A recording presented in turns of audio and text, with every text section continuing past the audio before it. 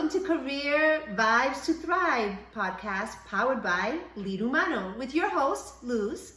And your host, Rocio, where we rise and thrive and discuss all topics on career, regardless of where you are in your journey. So you know it's going to be a rich and exciting discussion because we're coming at you as two Latinas from totally different generations. Rocio's mindset and my mindset, while they're so different, we also have a lot of the same experiences that could really lend themselves to each of you who come from different parts of the organization at different levels. Absolutely. I remember when we first met, we instantly felt connected, and we thought that we would start our first ever episode by going down memory lane, talking a little bit about our experiences and our career paths, and talking a little bit about networking as well. For sure. So why don't we just get into it? I think we should. Yes. I'm excited. Let's do it. So Rocio, when you think about earlier in your career, so you're just a few years in, aren't you? I am. About 3 years, I would say. Okay. So you graduated with a degree in engineering? Yes. Starting my career path, I actually moved from San Juan, Puerto Rico. I was born and raised over there. Mm-hmm. I moved to Boston to pursue industrial engineering, and that's where everything started, really. That's great. Yeah. So as you transitioned, and that's a pretty significant transition coming from La Isla del Encanto I know. to Massachusetts, where we're all, speaking English and not speaking our native language. Yeah. Tell me, what were some of the first advices? What was the first advice, if anything, that had a compelling impact on you relative to your career? Can you share that? Absolutely. I think that, first of all, being in diaspora, it's an incredible culture shock. When I first moved to Boston, it was a completely different vibe, and I know that sounds very Gen Z, but I can't really explain it other than that. In my first internship, I was in a heavy manufacturing environment. I really wanted to be a manufacturing engineer.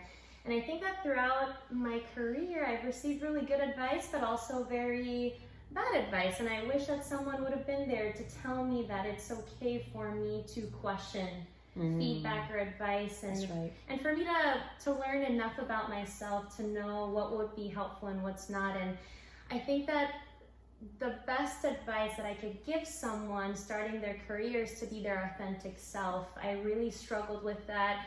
Going to engineering school and not really fitting that mold. I had a professor once tell me that I had to dress a certain way to go to class, to be respected more.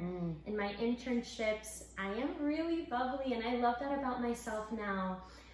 But in a heavy manufacturing environment, I remember someone telling me to tone it down, or Didn't go so well. It didn't go so well. And so as I've kept growing in my career, I really wish someone would just have told me, hey, Rocio, just be yourself. Obviously learn and grow and tailor your communication style to where you are, but at the core, that's what makes you you, and that's what will become an asset as you keep growing your career. Did you ever experience something like that? I did, really similarly. And, I'm quite impacted by how early in your adulthood you're getting feedback from, in this case, your professor, to just show up as yourself. And at the same time, dress a certain way, act a certain way, which is interesting because we're just trying to find our way. And so when I was of that age early on in my career, the feedback that I received was, similarly, you've got to talk this way, you've got to act this way, you've got to look this way, you've got to, and literally I felt like it was under a microscope. My nails needed to look a certain way. My hair needed to be a certain way. I remember once being in a meeting and someone said, your lipstick is too bright. And we're talking about a few decades ago.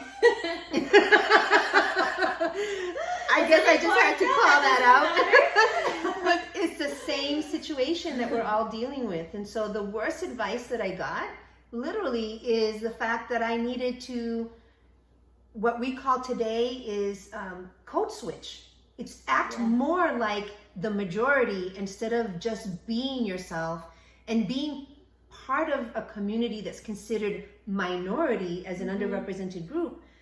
I can understand why even early in your career you were talking about how confusing it is to kind of find your way. What advice do you take and what advice do you just say, that's not for me?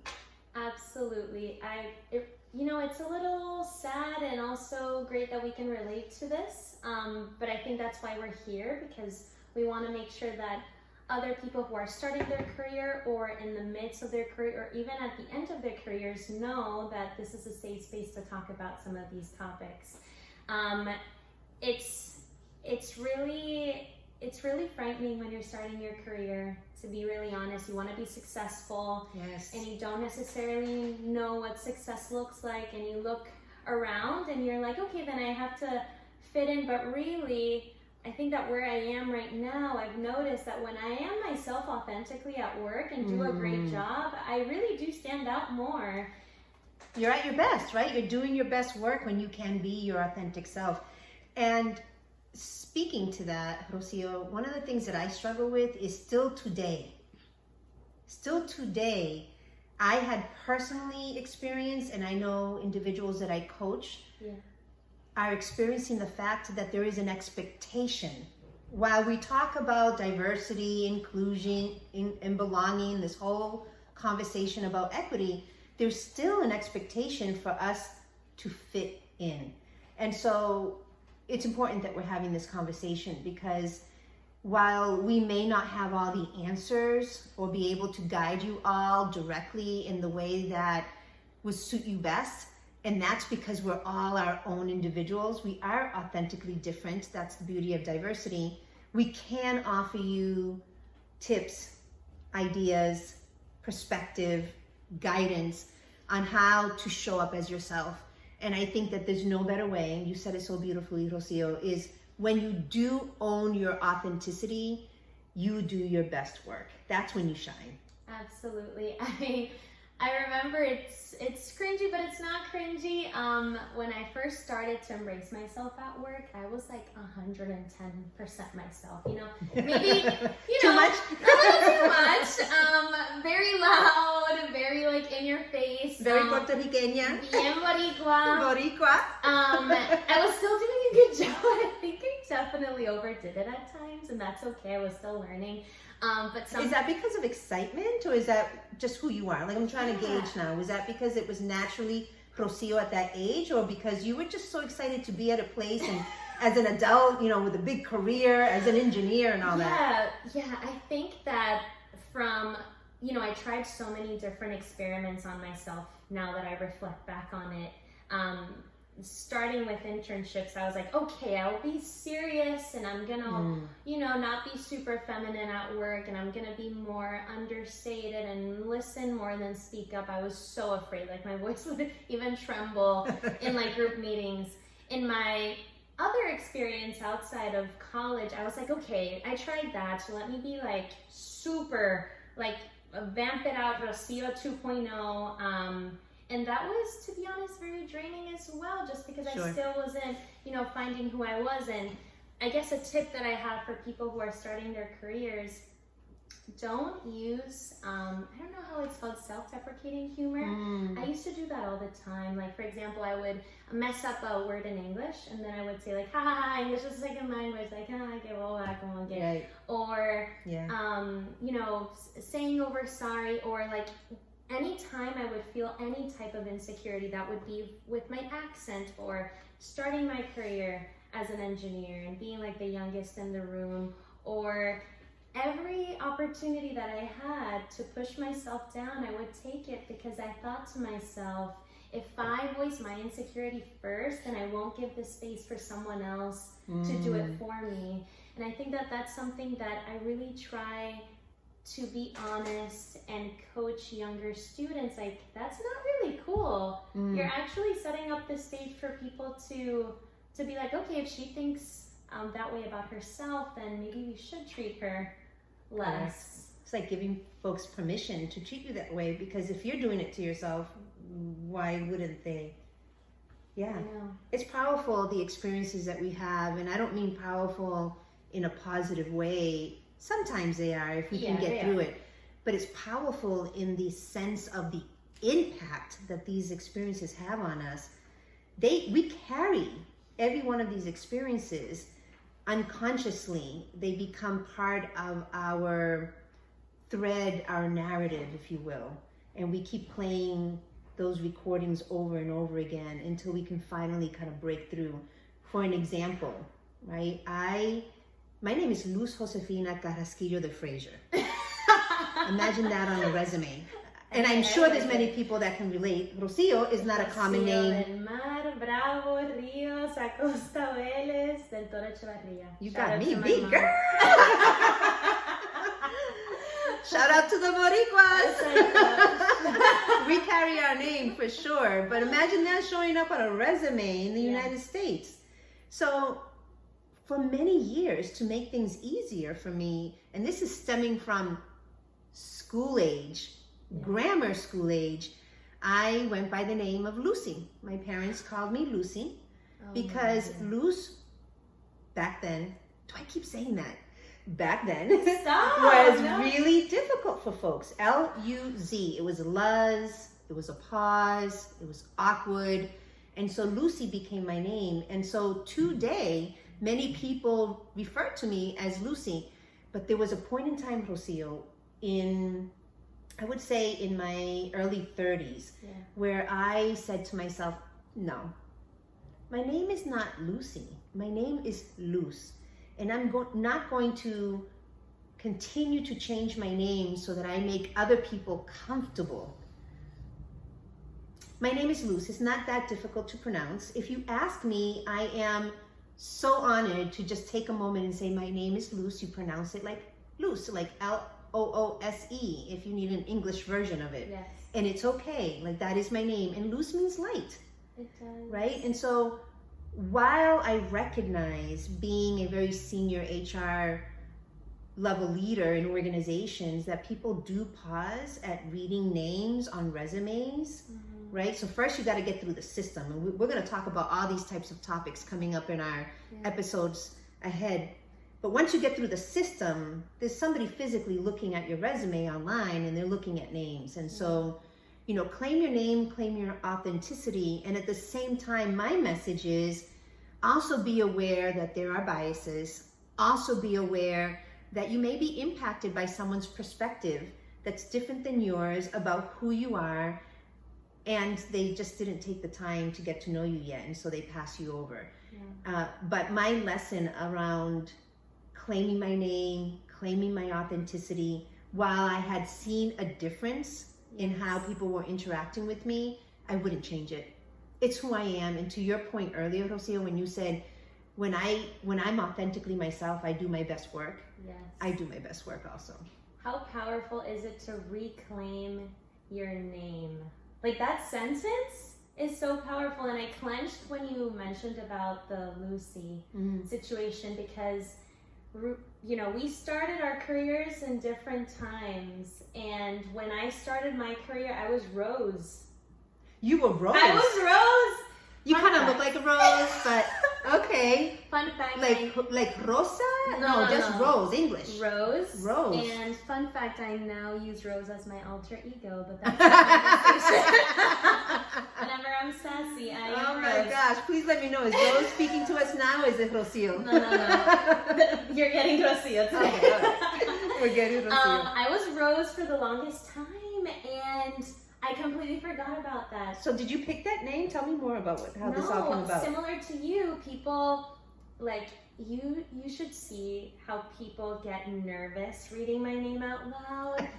And I normalize asking how a name is pronounced. Can we just normalize that? Like, I do that all the time. Like, hey, can you please confirm how to pronounce your name? And for some people, it's not a big deal. And I also respect that. For me, it is really. So, when I started a new job opportunity, my partner, who's incredibly supportive, he was like, you should stop making people call your name in an English version. Just say Rocio. They can call you Rocio. They don't necessarily have to roll the R.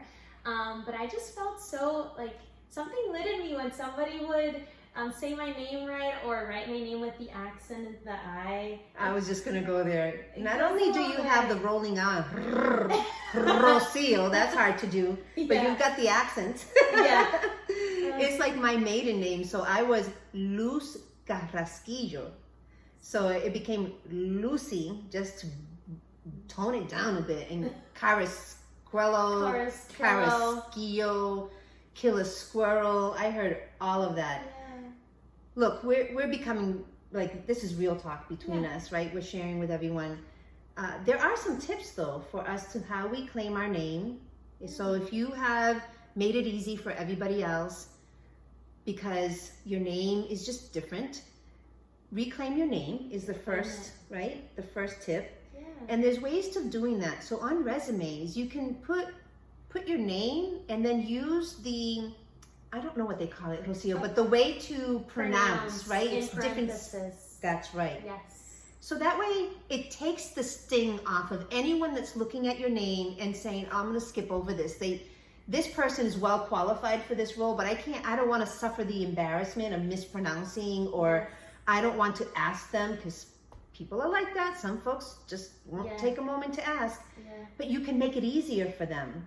And I would highly suggest, if you're on LinkedIn, which you should be, we should talk about that too, Rocio. LinkedIn is such a powerful network platform.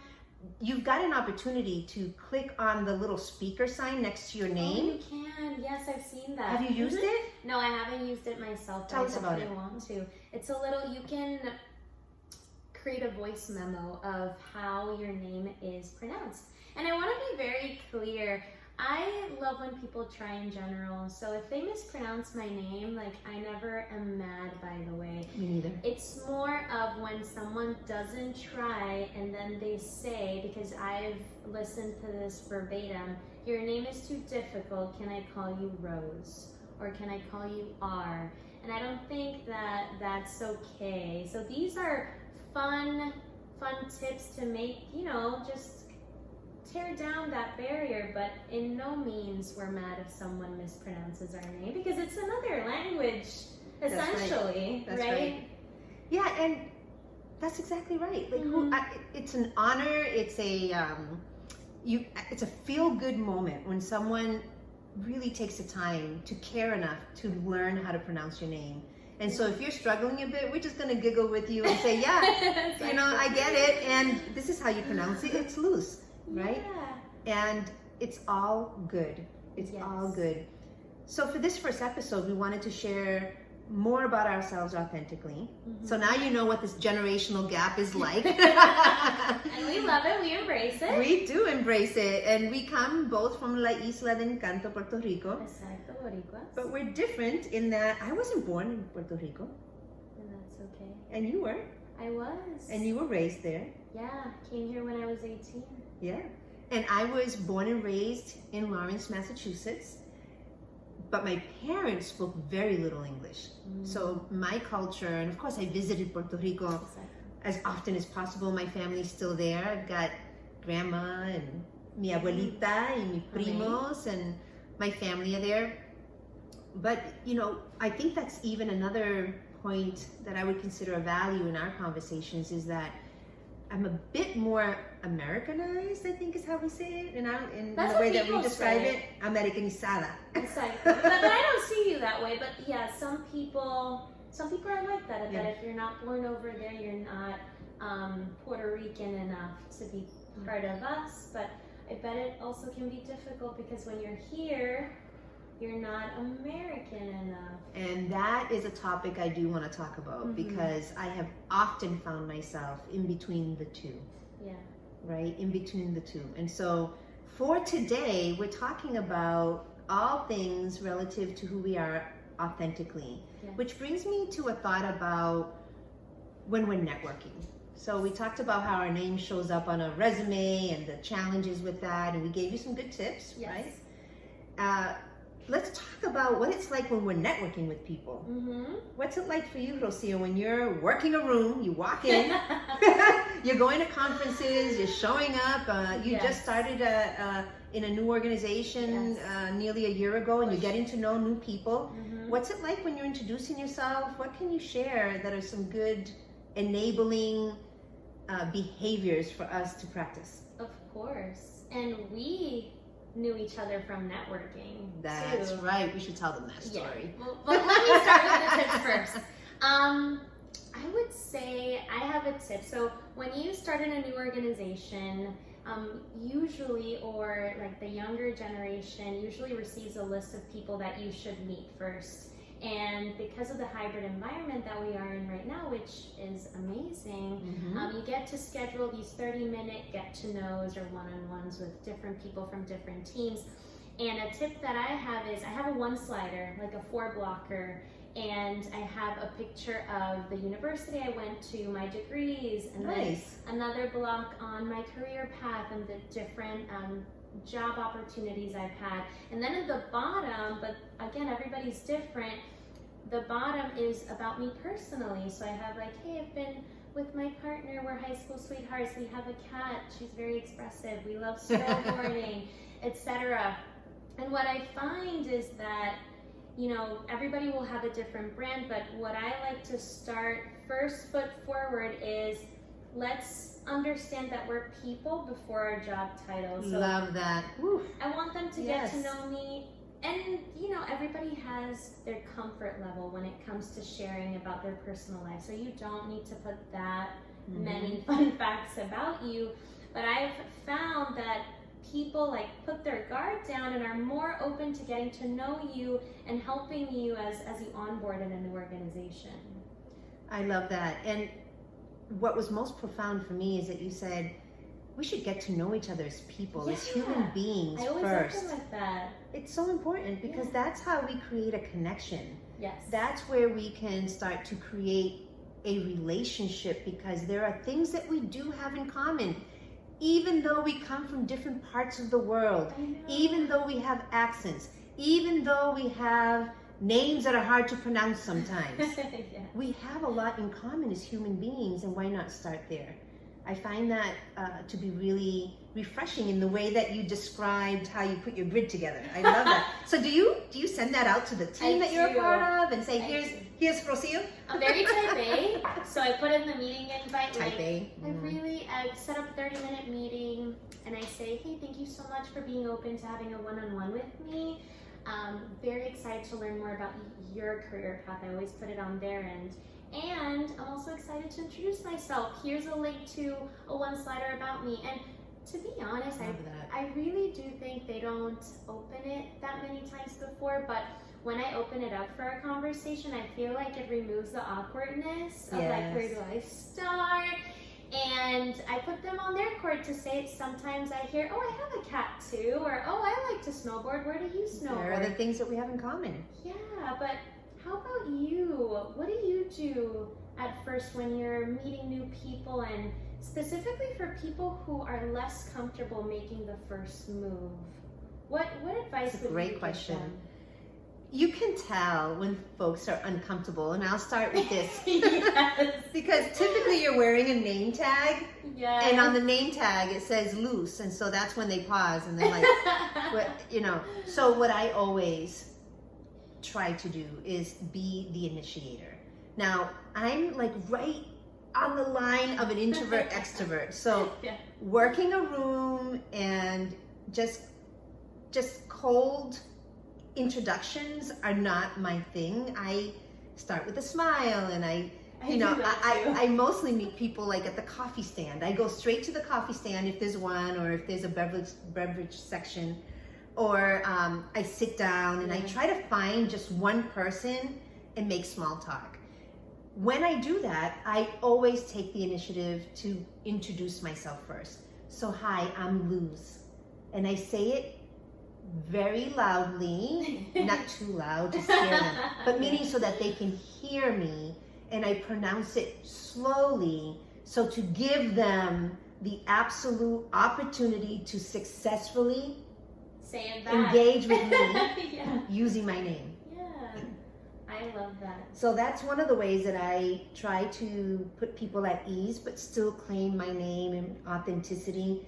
And I think when it comes to networking, everybody thinks it's awkward because you're introducing yourself to someone that you don't know.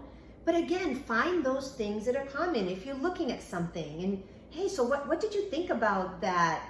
Or if it's at lunchtime or something, you're sitting at a table, you can make a comment. So, oh, this is really delicious. Or, you know, how generous of the host to provide such a wonderful lunch. How's everybody doing today? Yeah. Or what did you think about the topic this morning? Yeah. Or right? even relate it back to non-work things. I think that is good advice. Like, for example, if you're eating at a table, you can say, oh, what do you like to cook? And if the person is like, nothing, you're like, cool, I like to cook. Rocio will just keep on going. I like some rice and beans. But you know what I've done in the past?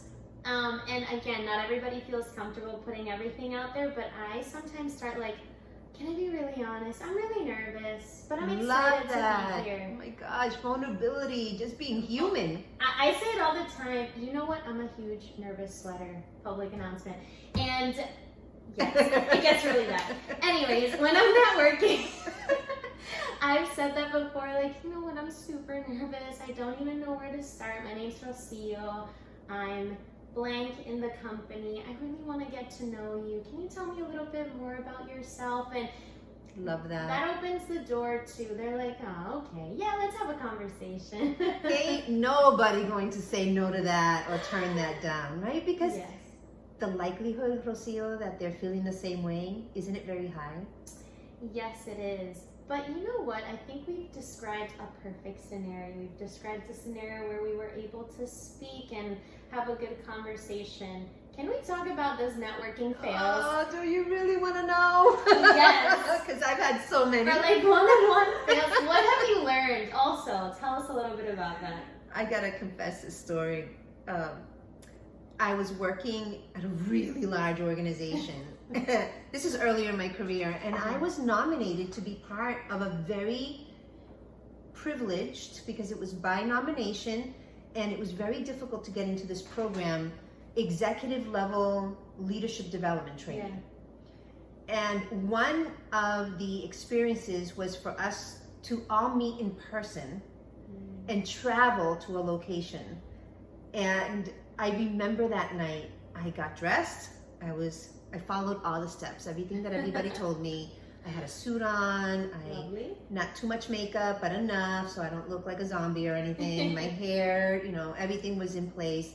I grabbed my bag and I'm like, I take a deep breath, and literally I'm walking into a room of like 80 individuals that are all strangers I've never met.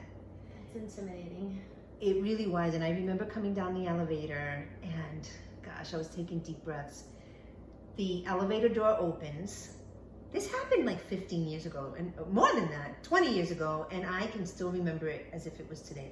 That's the impression it left me.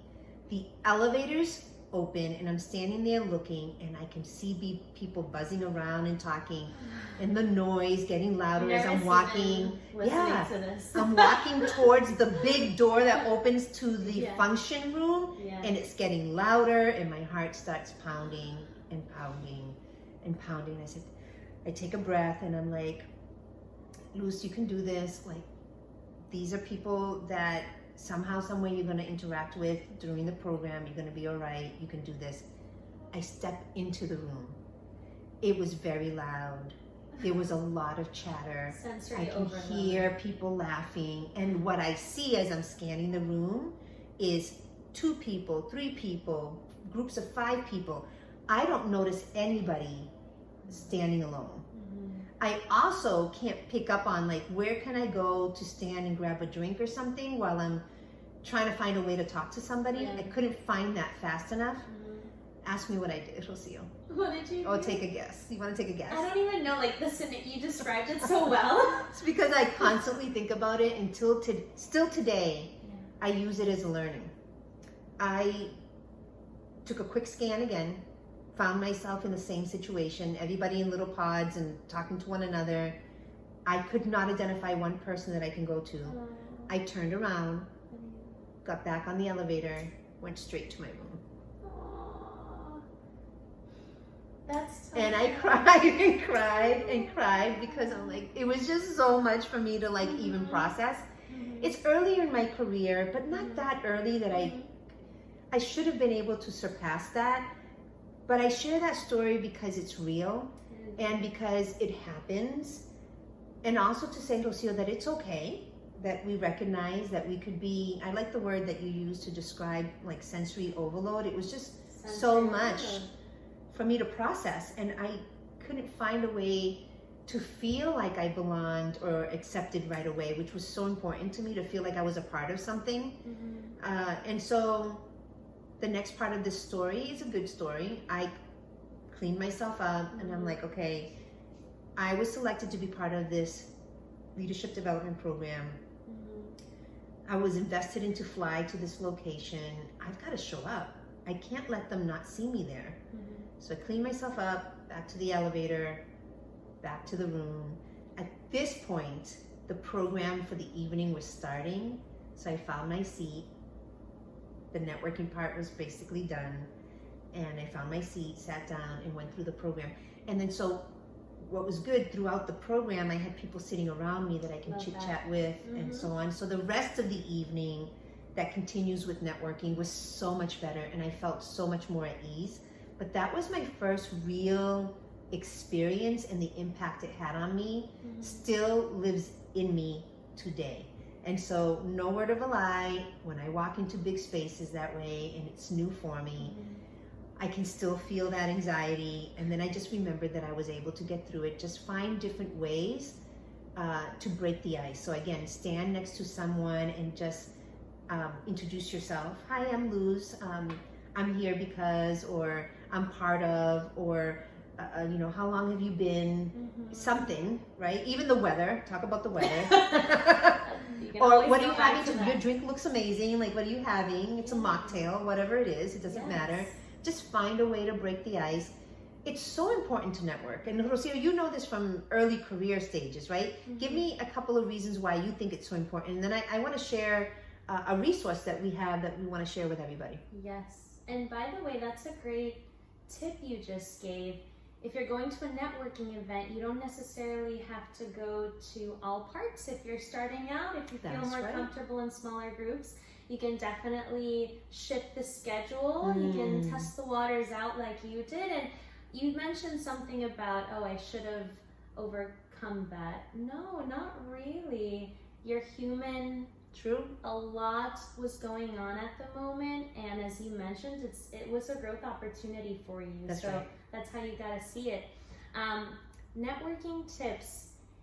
Can I say something? Yes. When you're networking, you're having one-on-ones, and some people are like very aggressive. And like when I was an intern, I was super aggressive. I've had like one-on-ones every week with different people. Yeah, I would try to fish for a mentor. Something in me would like light up when a person would say, okay, let's meet bi-weekly or quarterly. Or Let me ask, are you an extrovert? I would say I'm an extrovert at work. At work. And then more of an extroverted introvert in my normal day-to-day. Like I really can. So that's a double extrovert. You're an extrovert. Okay, I got it. I don't know. I don't know. She's about like, maybe that. not to the extreme. Exactly. I would say it's so important to know what other people in the organization are doing, how they connect with you and your brand. I think that has been very important to me in my development when I'm networking, gravitating towards those humans that have a similar brand or similar values that I want to share. And also to quote unquote networking fails, I remember having, again, one-on-ones every week. It was incredibly exhausting, to be honest, to put yourself out there, introduce yourself, elevator speech on point every single time.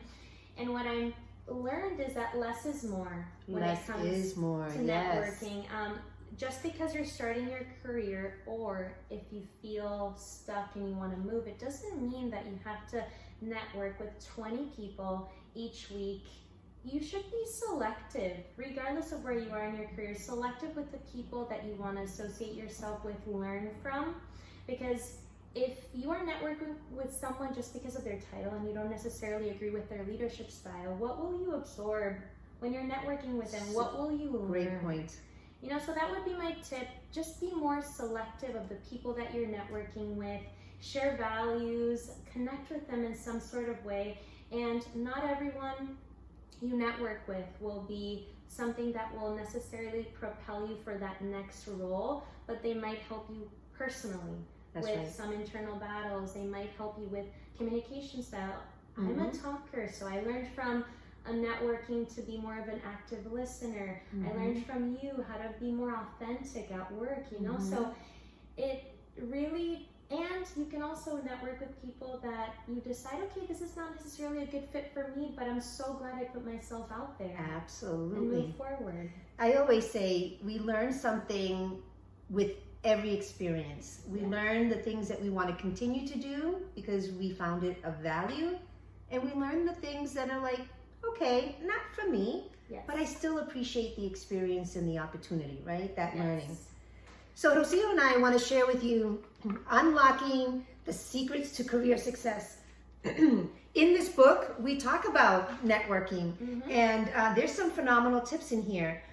There are 2 reasons why networking is vital, and we want to showcase that in the book. One is because it gives you access to opportunities.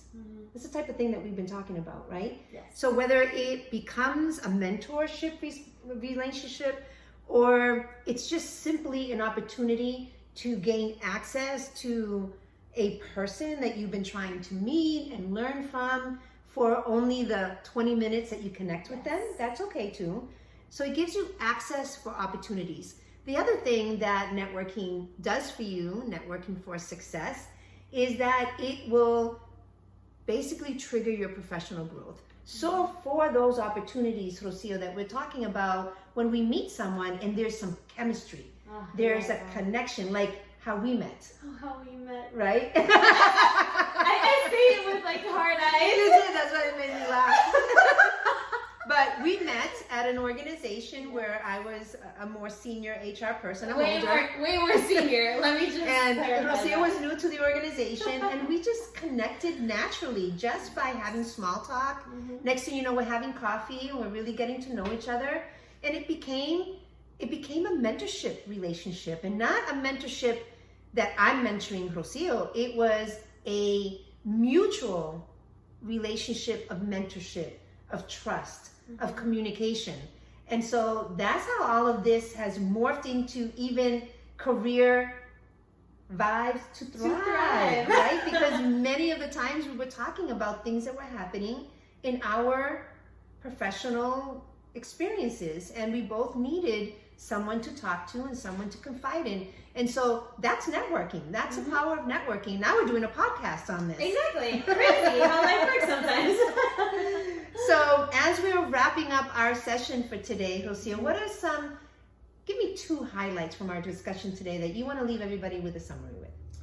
Well, this is not a highlight, but reminder that we are Boricuas. Boricua, Morena, Dominicana, Colombiana. We bring you all in, sisters.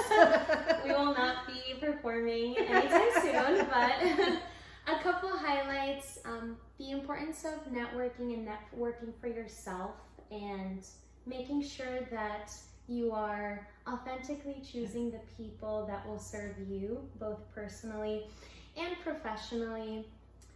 And also just talking about starting your career and just being okay with being frightened to take that first step, or the influx of advice that you will receive. And it's such a beautiful thing, but something to always have as a reminder is that you have the strength to decipher what is true and what might not really be the best advice for you.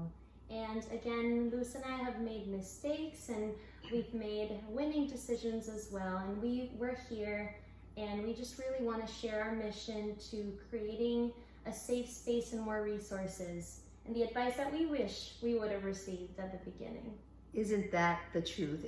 Here's the deal, folks. We want you to continue to tune in. We're going to keep coming at you with career vibes to thrive, because we are working on rising and thriving. Rise and thrive, that's our phrase. We're going to be saying that. There's going to be all sorts of stuff going on. And so please share with others. We're going to come at you with authenticity. We're going to keep our experiences real with you. So the good, the bad, the ugly. We're going to come to you with the perspective of someone who's been in the workplace for decades. I'm just going to, hey, you don't look it's all good. It's all good. It's been decades. All the way from vice president level to like call center representative. I mean, I've done it all in the span of my career. And now I own my own organization, Lead Humano, which I'm very proud of. And Rocio is a gem. And so she's gonna share a lot with you about her experiences early in career and how already she is claiming and kind of really owning, right, your career path. Absolutely. We're very excited to share our updates in Instagram. We're also on LinkedIn. And again, there will be a lot of platforms for you to learn more about who we are and why we're here. Okay, so we're very excited to start this journey, and we really hope you can tune in for more. If you have a topic that we haven't discussed yet, and I know this is our first episode, but you can always comment on our videos on Instagram, topics that you would like for us to discuss, and we will discuss them authentically. Absolutely. Give us a shout out of what you want us to talk about. We're going to definitely incorporate all your questions and your topics. Check out the book on Insta on Career Vibes to Thrive. And we will check you out on our next episode. We'll see you soon. We'll see you soon. Rise and thrive, fam. Rise and thrive. Love the little dance.